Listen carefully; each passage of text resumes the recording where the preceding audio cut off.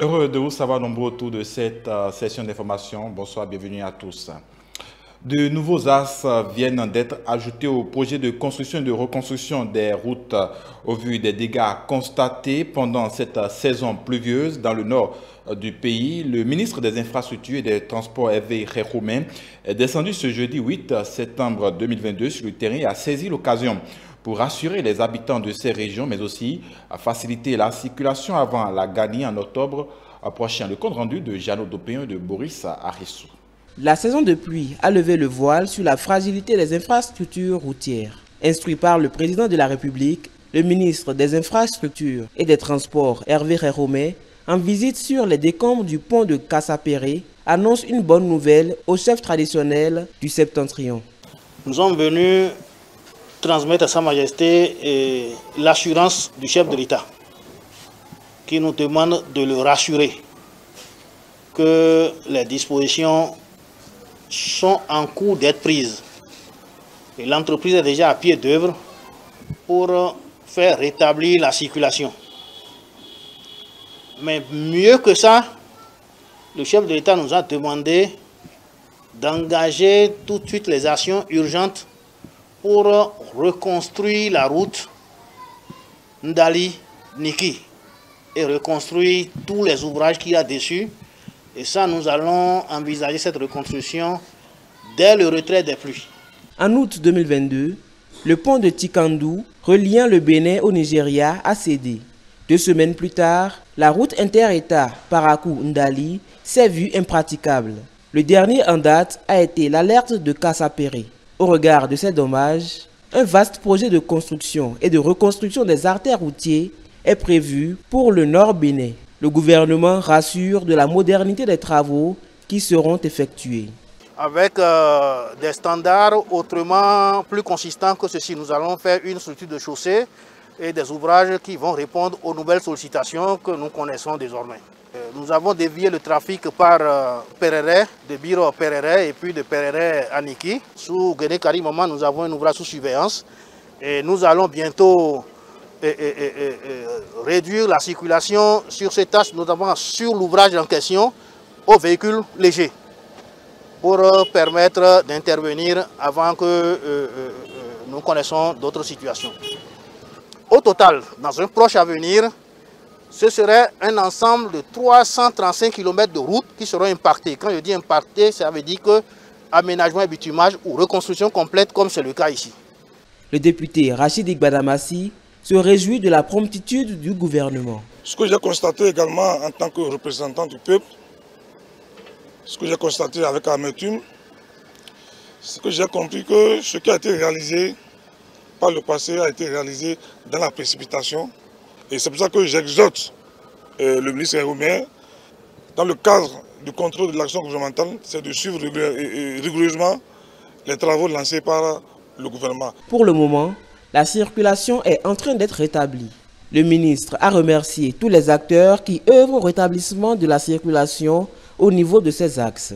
Les populations n'attendent désormais que le bitumage de 355 km de route, tel que promis par le gouvernement. Et puis un autre sujet également, le gestionnaire mandataire de l'Agence nationale d'identification des personnes ANIP était face à la presse ce jeudi 8 septembre 2022. Objectif, éclairer les professionnels des médias sur un certain nombre de questions et apporter des explications sur le lancement de l'affichage de la liste électorale informatisée provisoire ainsi que les nouvelles méthodes de vérification. Compte rendu Nafissa Touassani et Edouard Kako. La liste électorale informatisée provisoire est désormais disponible. Tout citoyen ayant l'âge de voter à la date du plus prochain scrutin devra figurer sur la liste électorale. Il se pose dès lors le défi de l'inclusion. Le défi de faire en sorte que ceux qui étaient électeurs par le passé ne soient pas privés de leur droit de suffrage du fait du traitement des données à caractère personnel. Mais cela suppose également le défi de faire en sorte que le registre national des personnes physiques puisse être compris de tous comme un outil important de la gestion de l'identité de nos compatriotes. Nous devons donc concilier ces deux défis. Être flexible, permettre aux gens de faire leur RAVIP, comme on le dit dans le langage ordinaire, accorder des délais supplémentaires, même si il a été retenu de le faire dans un temps donné, donner toujours la possibilité à ceux qui ne l'ont pas fait de pouvoir le faire jusqu'à la veille de l'édition de la liste électorale informatisée provisoire. À exactement 120 jours du scrutin prochain, toutes les dispositions sont en train d'être prises pour la bonne marche des élections législatives de 2023. Ainsi, le gestionnaire mandataire de l'Agence nationale d'identification des personnes ANIP fait le point. En termes de chiffres, je peux vous dire que la population électorale potentielle, parce qu'il s'agit de la liste provisoire, affiche 6 709 888 comme population électorale potentielle. Quand nous aurons traité les cas de réclamation et géré les demandes de transfert, ces chiffres peuvent connaître des modifications au niveau de la population électorale de chaque commune, de chaque arrondissement. Les chiffres globaux pourront connaître également une évolution. Afin d'éviter les longues files d'attente et les tracasseries devant les tableaux d'affichage, l'ANIP invite tous les électeurs à recourir aux diverses applications qu'elle met à leur disposition. Il s'agit pour ceux qui ont un terminal Android de taper sur internet lei.anip.bj et la page s'ouvre, leur demande leur numéro personnel d'identification. Ils renseignent ce casier-là, puis cela affiche leur adresse électorale, leurs données électorales, leur centre de vote. Pour ceux qui n'ont pas un terminal Android, donc qui ont le téléphone ordinaire, nous les avons également pris en compte. Il s'agit simplement pour eux de pouvoir consulter leur présence et découvrir leur adresse électorale. Il s'agit pour eux de taper le code court étoile 139 étoile 7 étoile leur numéro personnel d'identification dièse et ils lancent. Ce qui est attendu de la population est qu'elle joue le rôle d'automobilisation pour relayer l'information, ce qui va contribuer à réveiller le réflexe citoyen chez celles et ceux qui habituellement se désintéressent des processus électoraux. À la fin de cette conférence de presse, plusieurs questions ont été posées aux gestionnaires mandataires, des questions qui ont toutes trouvé des réponses.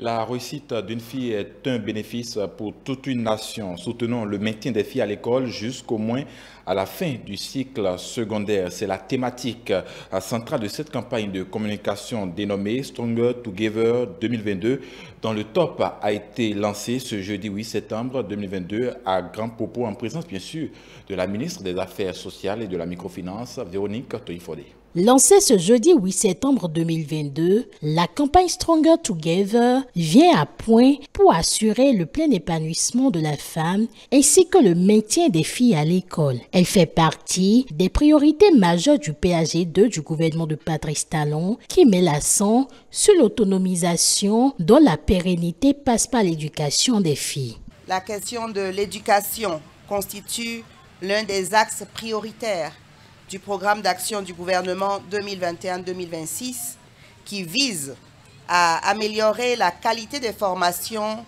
les conditions d'études aux jeunes, aux filles en particulier, pour relever les niveaux de compétences et faciliter ainsi l'accès au marché de l'emploi.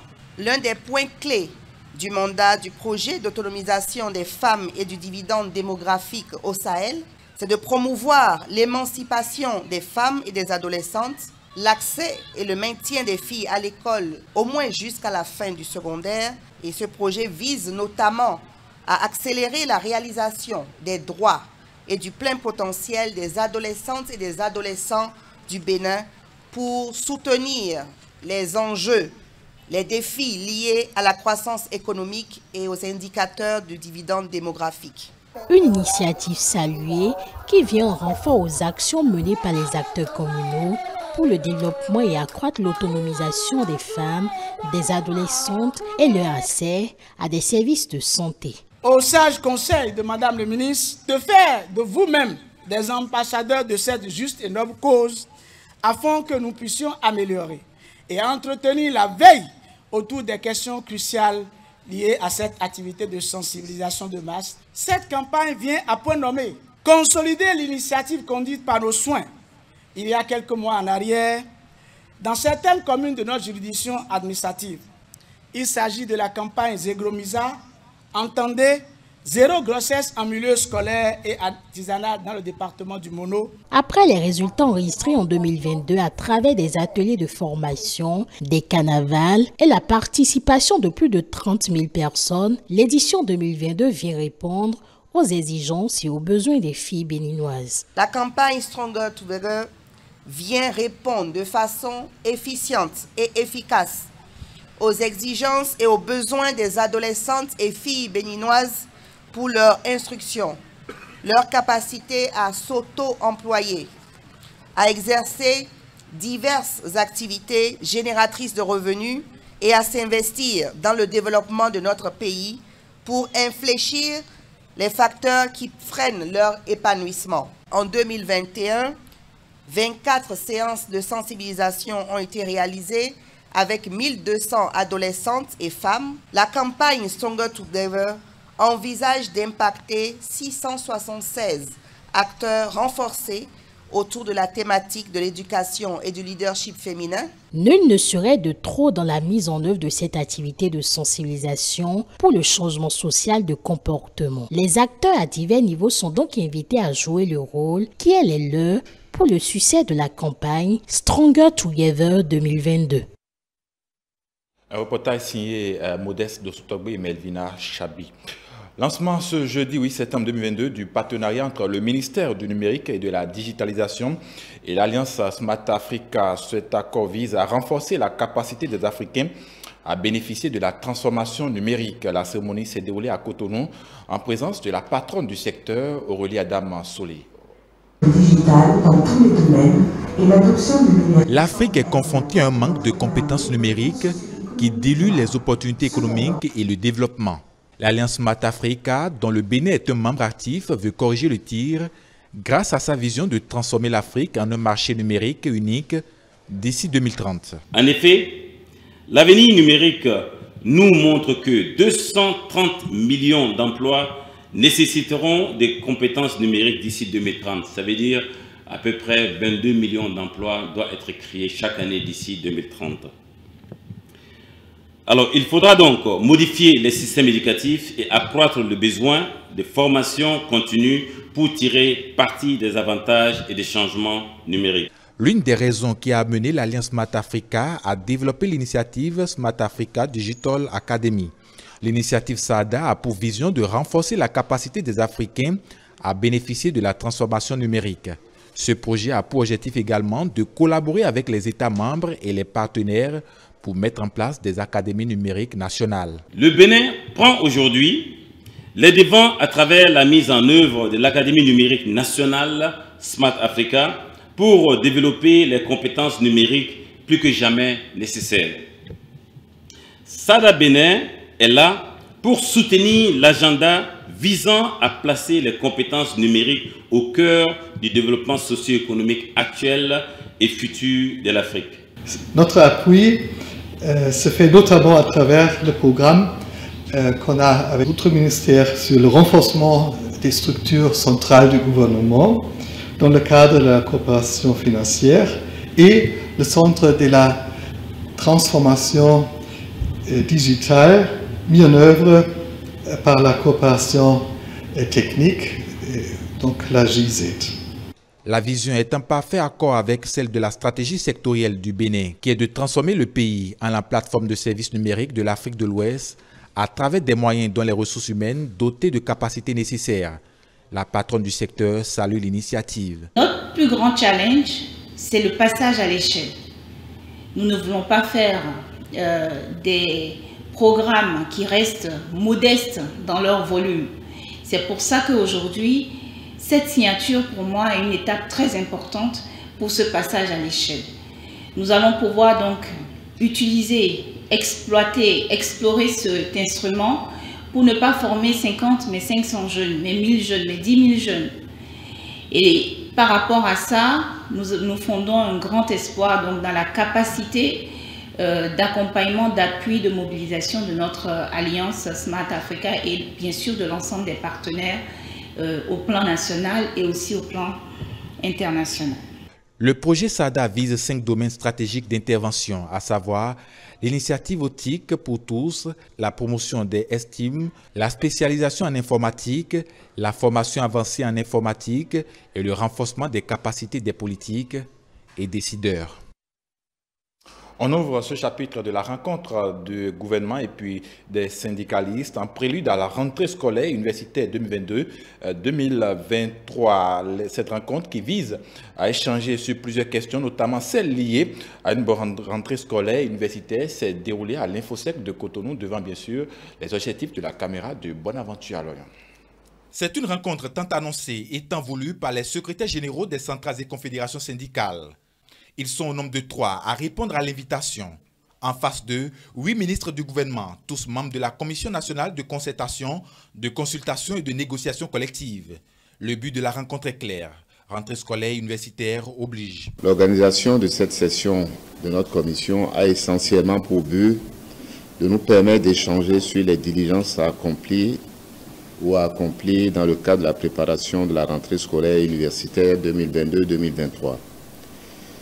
ainsi que sur les préoccupations des 3 ordres d'enseignement. Il me plaît de rappeler à l'attention des membres de la Commission que le gouvernement accorde une attention particulière au système éducatif de notre pays, en ce sens que l'éducation demeure le socle du développement de toute nation. C'est la raison pour laquelle notre gouvernement, le gouvernement du président Patrice Talon, l'a érigé au rang des priorités nationales. À cette session de négociation entre le gouvernement et les syndicats, les performances observées à l'issue de l'année scolaire 2021-2022, grâce aux efforts des uns et des autres, ont été saluées par le président de la Commission. Il convient d'observer que les différentes réformes engagées sont le fruit d'une volonté politique affichée visant à améliorer l'accès, la qualité, la gouvernance et le pilotage au niveau des 3 ordres d'enseignement. Je m'en voudrais de ne pas exprimer à cette occasion la reconnaissance et la gratitude du gouvernement à l'endroit de tous les partenaires, notamment les partenaires sociaux, l'importance qu'ils accordent au bon déroulement de l'année scolaire universitaire, ce qui entre autres a permis au titre de 2021-2022 une bonne performance à travers les taux de réussite appréciables des candidats aux différents examens du système éducatif. Au-delà de la diligence liée à la rentrée scolaire universitaire 2022-2023, d'autres questions liées aux exigences des travailleurs vis-à-vis du gouvernement seront également abordées. Les centrales et confédérations syndicales attendent beaucoup de cette rencontre. Si les rappels que vous devez aux travailleurs, les travailleurs et aussi aux retraités, ils attendent pas. Mais si on n'a pas ça, il y a un lien, c'est ce que je disais, il y a un lien. Si les gens n'ont pas les possibilités d'aller effectuer la rentrée pour les enfants, ça va être un problème. Vous pouvez faire des diligences, mais la rentrée va être une rentrée à problème parce qu'il faut d'abord vivre, manger. Alors on vivote déjà avant d'aller acheter les fournitures et tout ça. Que véritablement, que l'on puisse nous donner des informations rassurantes qui vont permettre le bon déroulement de l'année scolaire et universitaire. Nous souhaitons que des dispositions soient prises pour que les différentes catégories d'enseignants, du primaire, de la maternelle, du secondaire, du supérieur, qui ont des différentes revendications, que des dispositions soient prises pour que les gens soient pris en compte. Plusieurs prises de résolution, gages d'une rentrée apaisée, sont attendues à l'issue de cette rencontre de négociation. Et puis, à l'issue des échanges, le gouvernement répond favorablement aux nombreuses doléances des confédérations syndicales, notamment les aspirants au métier d'enseignant, pour permettre à cette catégorie d'enseignants de démarrer convenablement la rentrée scolaire 2022-2023. Le gouvernement a décidé de mettre à la disposition de cette dernière une avance salariale. Ainsi, tous les AME recevront en ce mois de septembre une paie en guise d'avance. On suit le ministre d'État chargé de la coordination de l'action gouvernementale. La session, qui est une session extraordinaire, a été consacrée exclusivement aux questions liées à la rentrée scolaire. Et après la présentation des ministres, des 3 ministres chargés de l'éducation, nous avons échangé sur les conditions de préparation de la rentrée et nous avons convenu que les conditions de cette préparation s'est bien passée. La rentrée scolaire prochaine de ce mois de septembre va se passer dans des conditions normales. Le principal sujet des préoccupations et du gouvernement et des partenaires sociaux, vous le savez, a été la situation des AME, des aspirants au métier d'enseignant, où le gouvernement continue de travailler sur les conditions d'amélioration de leurs conditions de travail. Le gouvernement a annoncé à la session qu'en attendant que des décisions soient prises d'ici quelques semaines, pour faciliter la reprise des classes par les AME, une avance de salaire d'1 mois de salaire leur sera accordée dès ce mois de septembre. Je crois que ça a été bien accepté, bien perçu par les centrales syndicales qui étaient à la réunion. Voilà ce que je peux vous dire. En page inter, le chef de l'État de l'Union des Comores a décoré l'ambassadeur du Japon, ceci après quelques années de service effectués dans son pays. Ce geste témoigne de la bonne coopération entre le Japon et l'Union des Comores. Reportage de nos confrères de CGTN. La présence de cette délégation à Beiti Salam a fait l'objet d'un rassemblement qui a regroupé des membres du gouvernement et autres autorités du pays. Après sa décoration, Higuchi Yoshihiro a témoigné la coopération entre les Comores et le Japon. Non, je suis très honoré et presque ému d'être décoré par le président de la République des Réunions comoriennes lui-même. C'est un grand plaisir et honneur. Nous avons discuté très bien et pendant 2 ans et demi, c'est mon grand regret que je n'ai pas pu visiter ce beau pays que 2 fois. Il y a d'empêchements causés par les Covid, etc. Je suis basé à Antananarivo, mais quand même pendant 2 ans et demi, notre relation de coopération sont très fructueuses. Le Japon fournit beaucoup de coopération pour le développement et aussi le Comore nous a fourni beaucoup de soutien au sein des scènes internationales. Donc notre coopération est mutuellement satisfaisante. Le ministre des Affaires étrangères, Zahiridul Kamal, n'a pas nié les efforts entrepris par Higuchi Yoshihiro pour renforcer les coopérations existantes. Le Japon, avec lequel nous entretenons des relations diplomatiques très intenses et qui nous soutient énormément dans notre élan, dans notre politique de développement. Vous savez, c'est un partenaire historique. Le Japon, c'est les télécommunications Comores, le Japon, c'est l'école de pêche, le Japon, c'est le don de riz qui arrive assez régulièrement et qu'on va recevoir incessamment sous peu à partir du 10 de ce mois. Donc le Japon, c'est beaucoup d'engagement, beaucoup de développement dans différents domaines. Donc son ambassadeur qui s'était engagé dans la même voie que ses prédécesseurs, il est vraiment juste et de le décorer, à travers lui décorer toute l'action politique, toute l'action de coopération du Japon. Higuchi Yoshihiro a effectué 2 ans et demi du service en qualité d'ambassadeur du Japon auprès de l'Union des Comores avec résidence à Madagascar. Info 19h Stop et fait merci à toute l'équipe de préparation et de réalisation de cette édition que vous pouvez retrouver sur l'ensemble de nos plateformes digitales, notre site internet www.etelebénin.com, notre page Facebook ETélé en direct, notre compte Twitter ETélé Live, notre chaîne YouTube ETélé Bénin et en direct via notre application iOS et Android ETélé Bénin tout simplement. Mesdames et messieurs, merci pour votre attention.